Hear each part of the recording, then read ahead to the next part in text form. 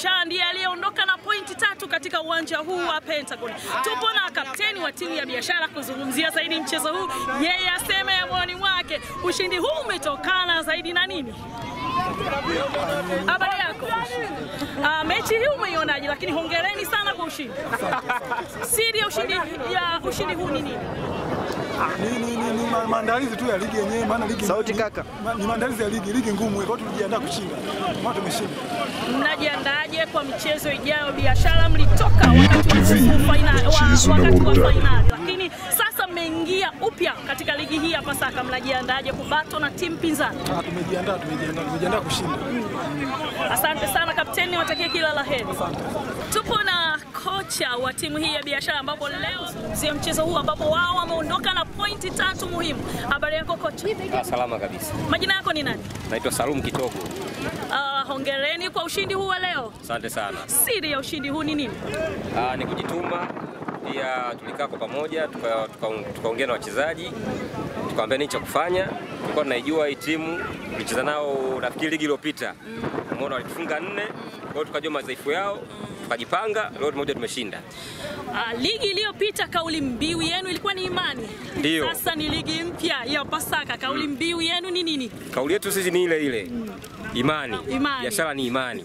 Basi kwa imani hiyo Mungu awasaidie katika hatua nyingine zijazo. Asante sana. Asante. Asante. Wa timu ya New Generation kuzungumzia mchezo huu ambapo wao wamepoteza goli 1-0. Habari yako kapteni? Salama. Mchezo umekuwaje? Mchezo umekuwa ni wa vuta ni kuvute. Tumemiliki mpira muda mwingi. Timu yetu tumetengeneza nafasi nyingi. Tumeshindwa kuzitumia sisi wenyewe. Tatizo lilikuwa wapi? Tatizo limekuja kwenye kumalizia, kwenye finishing ya mwisho kabisa. Kama kutoka nyuma tunaanza kuposesi vizuri, tukifika kwenye finishing kwenye zoni ya adui ya 18 tunashindwa kumalizia nafasi. New Generation ni timu kubwa na yenye mpira mzuri na inasifika katika viunga hivi vya kata ya Ihumwa, lakini mnapokosa kupata ushindi mashabiki wenu wanavunjika moyo. Hili unalionaje? Dani kweli wanaumia sana. Yaani hapa wameondoka wote, wameumia sana. Lakini ushapita, tunajipanga na mechi ijayo. Toka nusu finali ya ligi ya Ramadhani mmekuwa na mwendelezo ambao sio mzuri, na hata sasa mmeingia katika ligi hii mpya ya Pasaka, bado mmepoteza.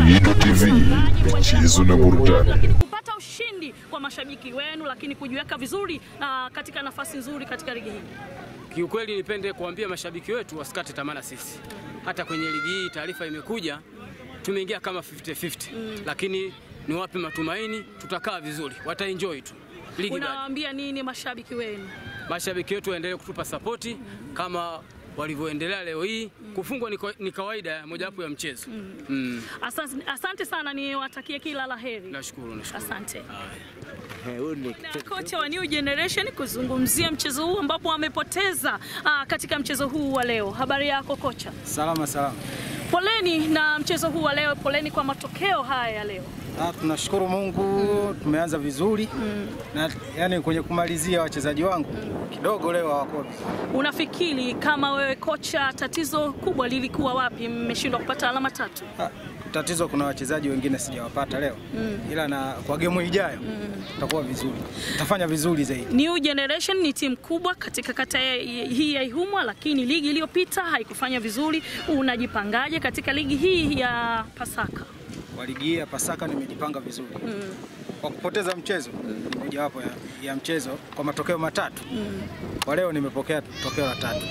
Sawa, waambie kitu kimoja mashabiki wanaoshabikia New Generation. Mashabiki nawaambia wasikate tamaa, game ijayo tujae kwa wingi. Bila shaka mashabiki wenu wanatamani kuendelea kushinda ninyi, lakini sasa mnapoteza. Waambie matamanio yenu katika mechi zijazo ni nini? Tumepoteza kwa game ya leo, ila sitopoteza game tena. Asante sana kocha, niwatakie kila la heri. Asante sana. Asante.